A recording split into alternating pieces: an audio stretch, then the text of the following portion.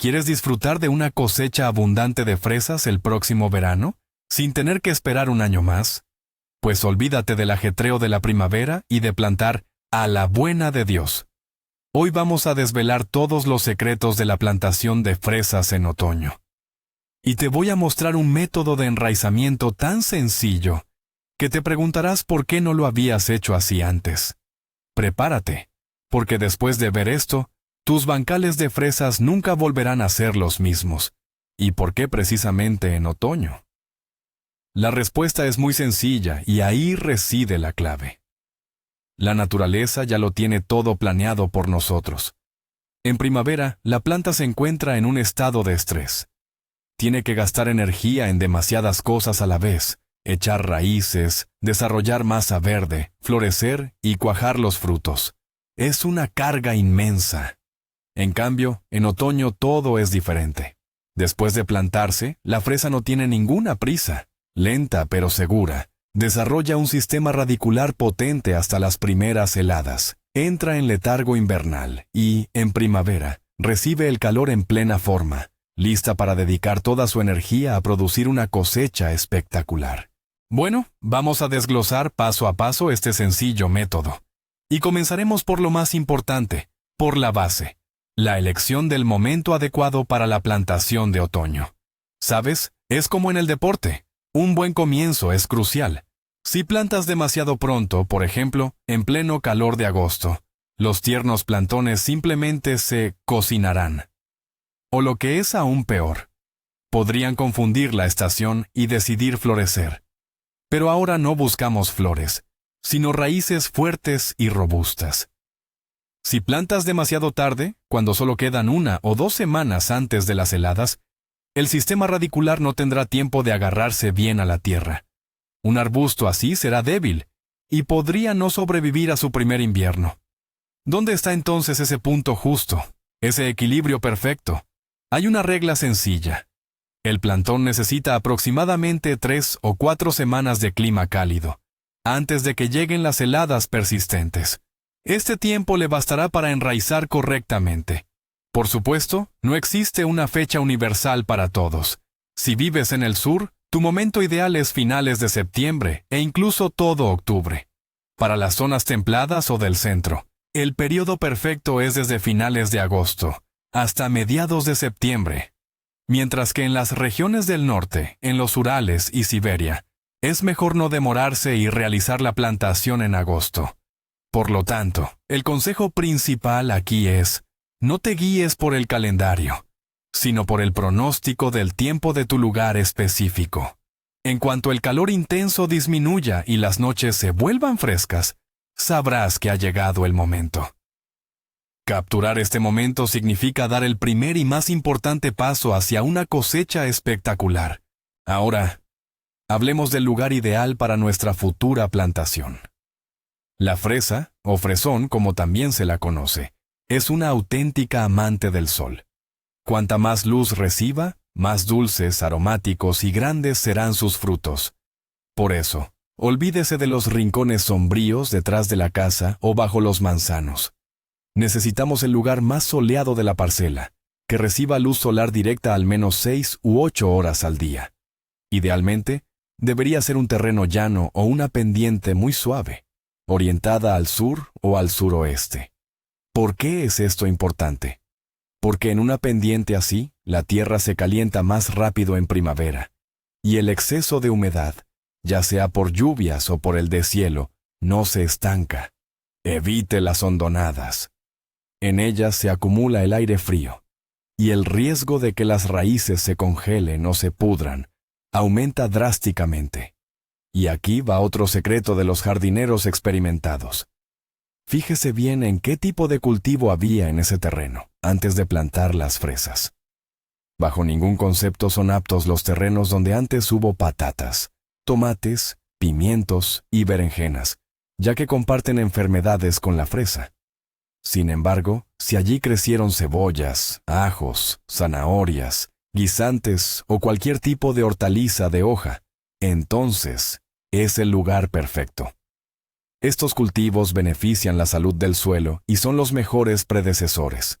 Elegir el lugar adecuado es, sin duda, la mitad del éxito. Bien, el lugar ya está elegido. Ahora viene la parte más crucial: preparar el bancal. No es por nada que digo que es como el cimiento de una casa. De esta etapa depende el 90% del éxito. Empezamos con una limpieza a fondo. Hay que quitar absolutamente todas las malas hierbas, sobre todo las perennes, el gramón, los dientes de león y otras similares. No seas perezoso, arranca cada raíz. Si las dejas, en primavera se convertirán en los peores enemigos, robándole el agua y los nutrientes a tus fresas. Una vez que el bancal esté limpio, hay que cavarlo a conciencia, a la profundidad de una pala completa.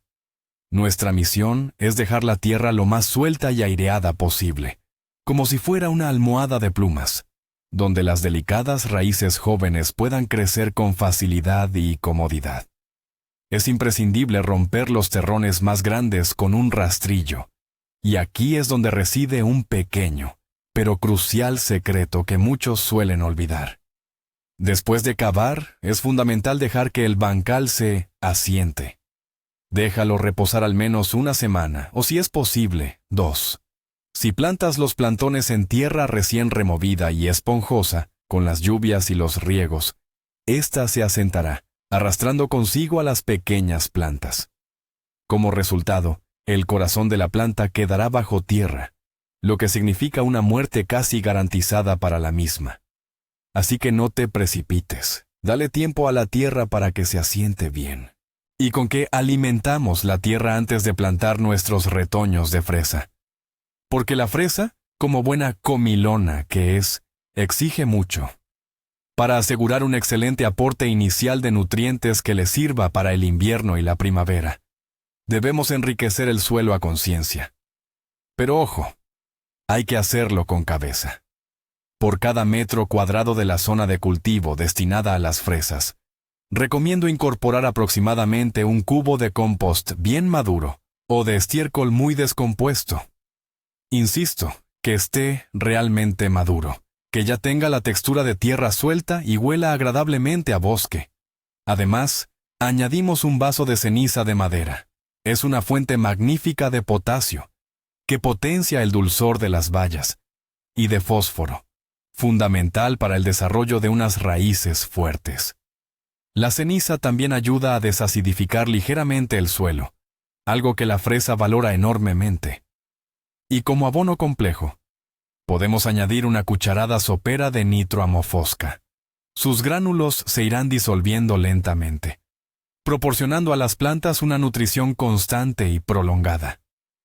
Todos estos componentes deben esparcirse de forma uniforme por la superficie del bancal ya removido y, a continuación, volver a removerlo superficialmente o pasar el rastrillo a fondo para que todos los abonos se integren perfectamente con la capa superior de la tierra.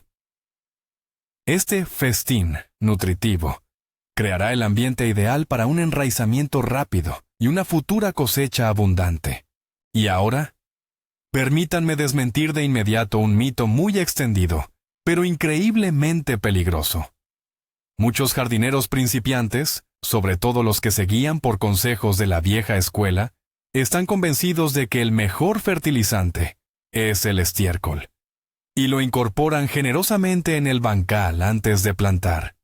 Amigos, bajo ningún concepto utilicen estiércol fresco para la plantación otoñal de fresas. Este es uno de los errores más garrafales y perjudiciales. ¿Por qué? En primer lugar, al descomponerse, la materia orgánica fresca libera una cantidad de calor inmensa. Esto puede, literalmente, quemar las delicadas raíces jóvenes de los plantones. La planta no arraigará, sino que perecerá. En segundo lugar, el estiércol fresco contiene una gran cantidad de amoníaco en su forma más agresiva, lo cual también resulta tóxico para las raíces. En tercer lugar, es un auténtico caldo de cultivo para larvas de plagas, como las del escarabajo de mayo y un foco de hongos patógenos. No abonarán la tierra, sino que la contaminarán. Si solo disponen de estiércol fresco, este debió haberse incorporado con la labranza de primavera, antes de plantar el cultivo precedente. para que al llegar el otoño ya estuviera completamente descompuesto y maduro. Recuerden esta sencilla regla. En otoño, utilicen solo compost o humus completamente descompuesto y maduro. El estiércol fresco es nuestro enemigo número 1. Ahora, abordemos la selección del material de siembra. De su calidad dependerá directamente el éxito de nuestras plantas y, por supuesto, la abundancia de nuestra cosecha. Tenemos 2 opciones principales. La primera son los estolones frescos, que puedes tomar directamente de tus propias plantas ya productivas. La segunda es la plántula en alveolo, que puedes adquirir en un vivero o centro de jardinería. Cada método tiene sus ventajas y desventajas. Utilizar estolones de tus propias plantas es, por supuesto, gratis, y tienes la certeza sobre la variedad. Sin embargo, existe el riesgo de propagar enfermedades y plagas de la plantación original a la nueva. Además, los estolones a menudo presentan una calidad variable. La plántula en alveolo, en cambio, suele ser un material sano y vigoroso, con un sistema radicular bien desarrollado y compacto. Este tipo de plantas experimentan un estrés mínimo durante el trasplante, y su arraigo está prácticamente garantizado al 100%. Pero, por supuesto, esto tiene un costo. Y siempre existe el riesgo de que la variedad no sea la indicada en la etiqueta. Entonces, ¿cuál elegir? Si estás completamente seguro de la salud de tus plantas madres y te han dado un excelente rendimiento, no dudes en tomar sus estolones. Si por el contrario tus fresas han presentado problemas de salud o si deseas renovar tus variedades, es mejor no arriesgarse y adquirir plántulas en alveolo de calidad en un lugar de confianza. Esta es una inversión que, sin duda, dará sus frutos. Si optas por utilizar los estolones de tus propias plantas de fresa, hay un pequeño pero crucial secreto para su preparación. No basta con simplemente arrancar la roseta de la planta madre y trasplantarla directamente a su nuevo sitio. Una plántula así sufriría un estrés muy fuerte. Lo ideal es prepararlas con antelación. Elige las plantas de fresa más fuertes y sanas, las que tengan 2 o 3 años. Estas son las que producirán los estolones más vigorosos. Necesitamos las rosetas de primer o, como máximo, segundo orden, que son las que se encuentran más cerca de la planta madre. En cuanto estas rosetas empiecen a desarrollar sus propias raíces, toma un pequeño vaso o maceta. Llénalo con sustrato ligero y simplemente sujeta la roseta a la superficie de este sustrato en el vasito. Es importante no cortar el estolón que la une a la planta principal. De esta manera, le damos a la plántula la oportunidad de desarrollar su propio sistema radicular, mientras sigue nutriéndose de la madre. En un par de semanas se habrá formado un fuerte cepellón de raíces en el vasito. Ahora sí, puedes cortar el estolón sin temor. Tendrás en tus manos una plántula con sistema radicular cerrado que soportará el trasplante sin ningún problema. Este método sencillo aumenta significativamente el prendimiento y le proporciona a las plantas un comienzo vigoroso. Si compras plántulas ya listas, sobre todo en mercados a vendedores particulares, debes tener mucho cuidado para que no te engañen. Te voy a mostrar en qué fijarte para elegir ejemplares realmente de calidad. Primero, observa las hojas. Debería haber al menos 3 o 4. Tienen que ser de un verde intenso y saludable, sin manchas, agujeros ni ningún tipo de moho o capa extraña. Las hojas pálidas, amarillentas o deformes son una señal clara de enfermedad o de falta de nutrientes. Segundo, fíjate en el corazón de la planta, que es el brote central de donde nacen las hojas. Debe ser firme, turgente y verde, con un grosor de al menos 7 milímetros. Si el corazón es delgado y débil, no obtendrás un arbusto robusto. Y por último, pero no menos importante, las raíces. Si se trata de plántulas en macetas o bandejas, el cepellón debe estar completamente cubierto por raíces blancas y sanas. Al sacar la plántula de la bandeja, el cepellón no debe desmoronarse. Si, por el contrario, compras plántulas con las raíces al descubierto, la masa radicular debe ser densa, de color claro y con una longitud mínima de 5 a 7 centímetros. No debe haber raíces oscuras, secas o podridas. No dudes en examinar cuidadosamente cada plántula. Es mejor invertir unos minutos en la elección que arrepentirse después del dinero y el tiempo gastados. Pues bien, nuestro terreno está perfectamente preparado y tenemos las mejores plántulas en las manos. Ahora pasamos al momento más mágico, la plantación. Uno podría pensar que no hay nada más fácil. Se cava un hoyo, se introduce la planta, se cubre con tierra. Pero, como se suele decir, el diablo está en los detalles. La correcta ejecución de este proceso es crucial para que las fresas arraiguen rápidamente y no perezcan en su primer invierno. Lo ideal es plantar en un día nublado o por la tarde, cuando el sol ya no es tan intenso.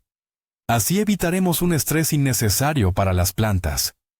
Antes de cavar los hoyos, vuelve a nivelar bien la superficie del bancal con un rastrillo. Necesitamos un terreno perfectamente nivelado.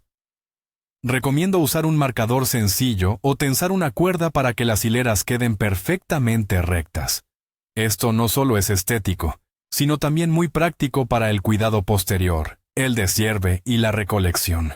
No te apresures, hazlo todo con cuidado y con amor. Porque no estamos simplemente plantando, estamos sentando las bases de nuestro futuro paraíso de bayas. Y cada mata correctamente plantada es una promesa de bayas jugosas y dulces para el próximo verano. Pero antes de que nuestra plántula encuentre su lugar definitivo, hay un paso crucial que muchos omiten, y es un error que puede costar caro. Se trata del remojo de las raíces para asegurar un arranque vigoroso. Esto es especialmente importante para las plántulas de raíz desnuda, que podrían haberse deshidratado un poco durante el transporte y el almacenamiento. Incluso media hora al aire libre puede dañar las delicadas raíces absorbentes. Para reanimarlas y proporcionarles un potente impulso de crecimiento, prepararemos una solución especial. La opción más sencilla y efectiva son los estimulantes de enraizamiento, como Cornevin o heteroauxina. Simplemente disuelva el polvo en agua según las instrucciones y sumerja las raíces de las plántulas allí durante 1 o 2 horas. Si no dispone de productos químicos específicos, puede recurrir a remedios caseros. Por ejemplo, una solución de miel, una cucharadita por litro de agua. La miel contiene una gran cantidad de nutrientes que también estimulan el crecimiento de las raíces. El remojo hidrata las raíces, las despierta y ayuda a la planta a adaptarse mucho más rápido a su nuevo entorno. Para las plántulas con cepellón, es decir, con un sistema radicular cerrado, no es necesario un remojo prolongado. Basta con regar abundantemente el cepellón en su bandeja con agua y Cornevin 1 hora antes de la plantación. Este sencillo truco es su seguro contra las pérdidas y la garantía de una excelente tasa de supervivencia y adaptación. Con las raíces listas, ahora toca cavar los hoyos. Aquí también es crucial mantener las dimensiones y distancias correctas. No es necesario hacer agujeros gigantes, pero tampoco deben ser demasiado pequeños. El hoyo ideal debe ser lo suficientemente amplio para que el sistema radicular de la plántula se acomode libremente, sin que las raíces se doblen o se quiebren. Generalmente, con unos 20-25 centímetros de profundidad y ancho, será suficiente. Esto es clave para que las raíces se asienten en un suelo suelto y fértil. Ahora, sobre el esquema de siembra. Hay muchas opciones, pero les recomiendo la más sencilla y probada. La siembra en hilera única. En este caso, haremos las hileras con una separación de 60 a 70 centímetros entre sí. Un espacio entre hileras tan amplio garantizará una buena ventilación de los arbustos en el futuro, lo cual es una excelente medida preventiva contra las enfermedades fúngicas. Además, les resultará muy cómodo caminar entre las hileras, cuidar las plantas y recolectar las bayas. Dentro de la misma hilera, dejaremos unos 30 centímetros de separación entre cada planta. No escatimen en espacio y no siembren las plantas demasiado juntas. A primera vista, Puede parecer que hay mucho espacio vacío en el bancal, pero créanme, para el próximo verano los arbustos habrán crecido tanto que se sentirán apretados. Las siembras demasiado densas son el camino directo hacia vallas pequeñas y la propagación de enfermedades. Respetar estas sencillas distancias es la clave para una plantación sana y productiva durante varios años. Y aquí llegamos al error más común y devastador para los principiantes: la profundidad de plantación incorrecta. He visto cientos de bancales donde la mitad de las plantas murieron precisamente por esta razón. Existen dos extremos, y ambos son igualmente perjudiciales. El primer extremo es la plantación demasiado profunda. Esto ocurre cuando el jardinero entierra demasiado la plantita en la tierra, y su parte central, conocida como el punto de crecimiento o corazón, queda completamente cubierta de tierra. En este caso, el corazón empieza a pudrirse, especialmente en clima húmedo, y la planta simplemente muere. Puede que sobreviva con dificultades por un tiempo, pero no esperen un buen desarrollo, y mucho menos una cosecha abundante de ella. El segundo extremo es una plantación demasiado superficial o alta. Esto es cuando el corazón, por el contrario, sobresale demasiado de la tierra, y la parte superior de las raíces queda al descubierto. Esas raíces se secan rápidamente al sol y al viento, y en invierno son las primeras en sufrir el frío. Como resultado, la planta no echa raíces correctamente, enferma y también puede morir. Podría parecer un detalle insignificante, 1 centímetro más arriba o 1 centímetro más abajo, pero para la fresa es una cuestión de vida o muerte. Por eso, ahora vamos a analizar una regla sencilla que les ayudará a evitar este error crítico de una vez por todas. Recuerden una regla muy sencilla que les salvará sus plantas de fresa. Busquen el corazón de la planta. Es ese brote central, el punto de crecimiento del que nacen las hojas nuevas. Pues bien, al plantar, este corazón debe quedar exactamente a nivel del suelo, ni más alto ni más bajo. ¿Cómo lograrlo en la práctica? Es muy sencillo. Una vez que hayan cavado el hoyo, formen un pequeño montículo de tierra en el centro. Luego, tomen la planta y con cuidado extiendan sus raíces sobre las laderas de este montículo, como si le pusieran una falda. Mantengan la planta de manera que la base del corazón coincida con la superficie de su bancal. Después, empiecen a rellenar el hoyo con tierra suavemente por todos lados, compactándola ligeramente con las manos de vez en cuando, para evitar que queden bolsas de aire alrededor de las raíces. Cuando el hoyo esté completamente cubierto, verifiquen de nuevo la posición del corazón. Debe asomarse un poco de la tierra, pero sin quedar suspendido por encima. Esta sencilla técnica del montículo dentro del hoyo evitará que la planta se hunda y les ayudará a mantener la profundidad de plantación ideal. Practiquen con 1 o 2 plantas y verán qué fácil es. Una vez que el arbusto esté en el hoyo y la tierra a su alrededor compactada, es crucial regarlo adecuadamente. Y aquí también hay un detalle importante. No se trata simplemente de verter agua sobre las hojas con una regadera a gran presión. Este tipo de riego podría erosionar la tierra alrededor de las raíces, dejándolas al descubierto. El riego correcto después de la siembra consiste en empapar cuidadosa y abundantemente la zona radicular. Cada arbusto joven necesita al menos medio litro, y preferiblemente 1 litro entero, de agua tibia y reposada. Hay que regar lentamente, directamente en la base del tallo, para que el agua no se disperse, sino que se absorba completamente en la tierra. Esto ayudará a desplazar cualquier bolsa de aire restante y garantizará el máximo contacto de las raíces con el suelo. Es un paso crucial para un enraizamiento rápido. Una vez que el agua se haya absorbido, es posible que notes que la tierra se ha asentado un poco. En ese caso, es recomendable añadir un poco de tierra seca o compost alrededor del arbusto. Esta técnica se conoce como riego seco. Crea una fina capa de mantillo que previene la formación de una costra en la superficie y ayuda a retener la humedad por más tiempo.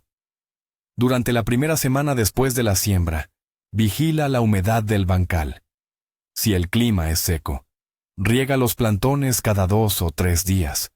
Bueno, nuestros plantones ya están en tierra y bien regados. Pero el trabajo no termina aquí. Ahora, nuestra prioridad es asegurarles un invierno tranquilo y cómodo. Y para eso, no hay mejor aliado que el acolchado. Muchos jardineros, sobre todo los principiantes, lo ven como una tarea extra, un lujo innecesario. Sin embargo, para las fresas plantadas en otoño, no es un capricho, sino una necesidad imperiosa. ¿Pero qué hace exactamente el acolchado? Primero, protege el sistema radicular de los cambios bruscos de temperatura. Bajo una capa de acolchado, la tierra se congela más lentamente y no tan profundamente. Y en primavera, las repentinas subidas de temperatura seguidas de heladas no resultan tan dañinas. Esto es crucial para que las raíces jóvenes, aún no fortalecidas, no perezcan. En segundo lugar, el acolchado conserva de maravilla la humedad del suelo, lo que significa menos riego para ti. En tercer lugar, suprime el crecimiento de las malas hierbas que podrían brotar durante los días templados de otoño.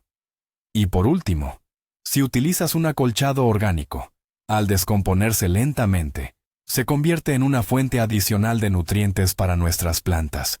Así que, al acolchar tus bancales en otoño, no solo resuelves varios problemas de una vez, sino que también garantizas a tus fresas las condiciones perfectas para pasar el invierno. ¿Cuál es el mejor acolchado para las fresas plantadas en otoño?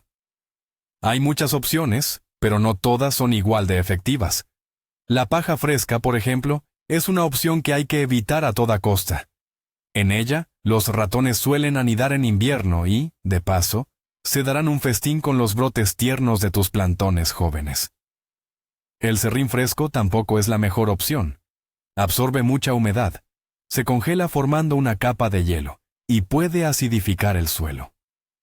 El acolchado ideal para otoño es aquel que sea suelto, transpirable y que no se apelmace. Mi favorito personal es la hojarasca de coníferas, es decir, las acículas caídas de bosques de pino o abeto.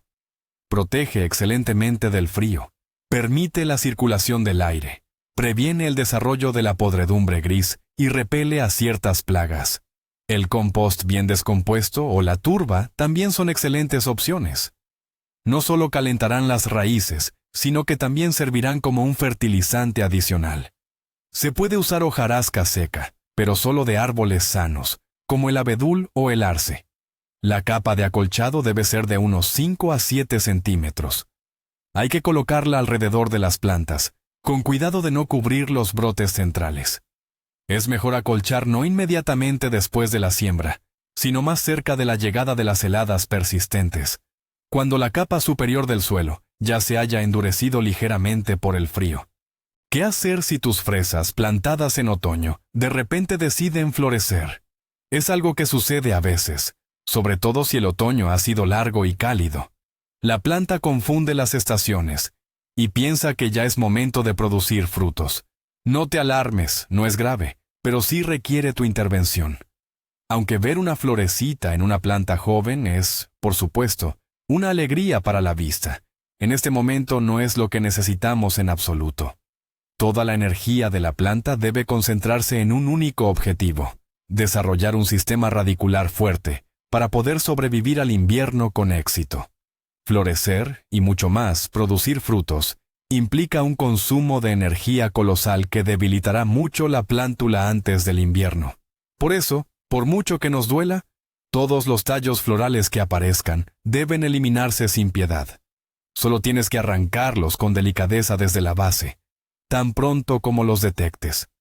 No dejes que lleguen a abrirse. Al realizar este sencillo procedimiento, redireccionarás toda la energía de la planta, que se iría en una floración inútil, hacia el proceso mucho más crucial del enraizamiento.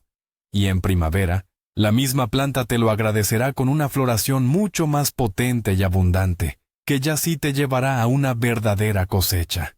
Otro de esos debates eternos entre jardineros: ¿es necesario podar las hojas de los plantones jóvenes antes del invierno?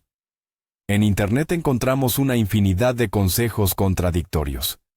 Algunos afirman que hay que cortar todo el follaje para que la planta no gaste energía en mantenerlo. Otros, en cambio, aseguran que no se debe tocar absolutamente nada. Vamos a aclarar dónde está la verdad. La clave, como casi siempre, se encuentra en un punto medio. Eliminar por completo todas las hojas de los plantones recién establecidos en otoño es un grave error. Las hojas son la fábrica de alimento de la planta. A través de la fotosíntesis, en ellas se acumulan los azúcares y nutrientes que luego se dirigen hacia el sistema radicular, ayudando al arbusto a sobrevivir el invierno. Al privar al plantón de todas sus hojas, lo dejamos sin reservas para la estación fría y lo debilitamos considerablemente. Además, la propia masa foliar sirve como un refugio natural adicional para proteger el corazón de la planta de las heladas. Entonces, ¿qué debemos hacer? Una inspección es fundamental. Si observamos hojas enfermas, secas, dañadas o con manchas, estas, por supuesto, deben ser retiradas con cuidado desde su base. Sin embargo, todas las hojas sanas y verdes, debemos dejarlas. Ellas seguirán trabajando hasta las primeras heladas en beneficio de nuestra futura cosecha. Recuerden, en otoño, en los arbustos jóvenes, solo realizamos una poda de saneamiento, nunca una defoliación completa. Desmontemos el principal temor que frena a muchos a la hora de plantar en otoño. La idea de que las plantas jóvenes se helarán seguro durante el invierno. Y esto, en realidad, es un gran error.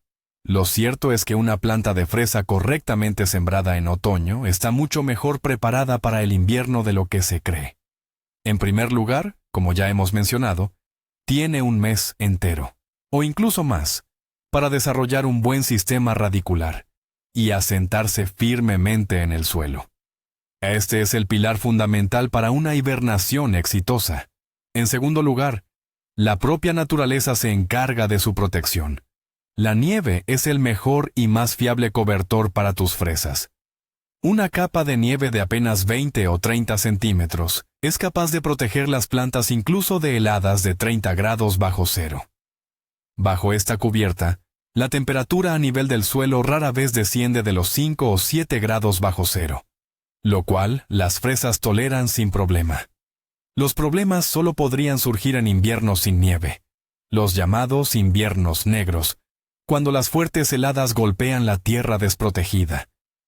Pero incluso en ese caso, el acolchado adecuado, del que ya hemos hablado, viene en nuestra ayuda. Así que, no hay por qué temer.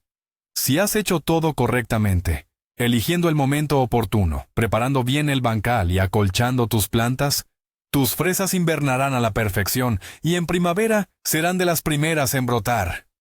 Y un último consejo para hoy, que está directamente ligado al punto anterior. Al intentar proteger los plantones jóvenes de las heladas, no hay que excederse con el abrigo. Algunos jardineros, por miedo a que las fresas se congelen, acaban creando una verdadera trampa mortal para ellas. Amontonan los bancales con una capa gruesa de paja, los cubren con varias capas de agrofieltro, y por si fuera poco, le añaden una lámina de plástico. Esto es un error garrafal. ¿Por qué?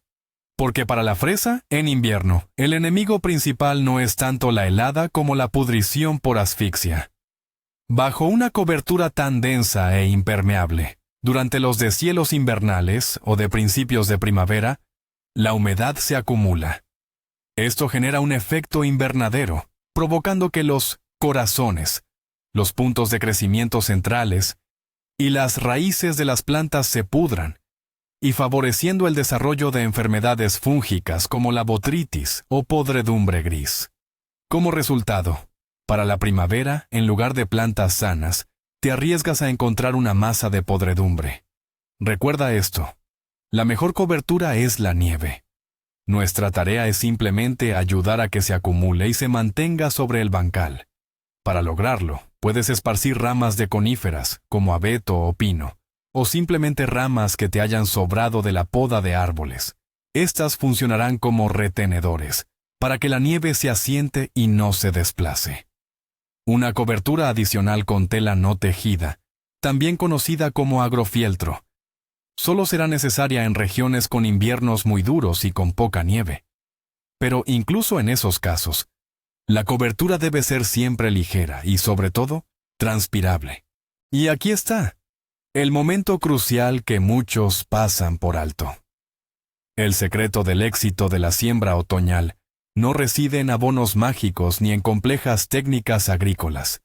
El secreto es simplemente dejar de interferir con la naturaleza. Un arbusto de fresa plantado en otoño es como un atleta inteligente que dedica todo el otoño y el invierno a un entrenamiento de fuerza, desarrollando sus músculos, es decir, sus raíces. Mientras que la plántula de primavera es un caballo exhausto al que se le exige correr un maratón y al mismo tiempo arrastrar una pesada carga. Precisamente este periodo invernal de reposo y enraizamiento es lo que otorga una ventaja colosal a las plantaciones de otoño. Para la primavera, lo que tendrás en tu huerto no es una plántula débil, sino una planta plena y vigorosa, lista para florecer y dar sus frutos. Por eso, la cosecha del año siguiente, con la siembra de otoño, siempre es más abundante y de mejor calidad.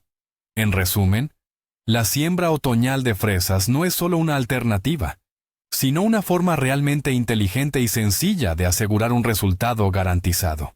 Le das tiempo a la planta, y ella te lo agradecerá con una cosecha generosa. Gracias por haber visto este video hasta el final. Si has aprendido algo nuevo y útil, por favor, dale un me gusta y suscríbete al canal para no perderte otros trucos de jardinería. Y ahora, una pregunta para ti. ¿Plantas fresas en otoño o sigues prefiriendo la tradicional siembra de primavera? Comparte tu experiencia y opiniones en los comentarios. ¡Hablemos!